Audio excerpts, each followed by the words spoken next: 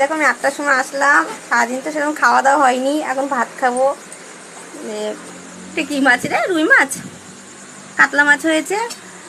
আর মা ভাত বাচ্ছে এখন, মাকে মুড়ি দিব, মা মুড়ি খাবে। আর আমি দেখি এখন কি খাই। আমি একটু ভাতই খেয়ে নিব। বলো কি বলো তো, মানে একটা ফ্যামিলিতে তুমি দেখবে মা থাকারও দরকার, বউ থাকারও দরকার, আর দুইজনকে সমান সমান ভালোবাসারই দরকার, ঠিক আছে? একটু কম বেশি হলে পারে না, কেউ না কেউ রেগে যাবে। কিন্তু এটা কিন্তু ছেলেদেরকে অ্যাডজাস্টটা বেশি করতে হয় ঘরে, দেখবে মানে কি বলবো, যে ছেলেপেলে দেবে ভালো হবে, সে তারা দেবে কিছু ছুট না দিয়ে সরে যাবে, ঝামেলা লাগলে পারে তখন থাকবে না, মনে করে বইয়ের কাছে খারাপ হয়ে মায়ের কাছে বলতে পরেই আসি।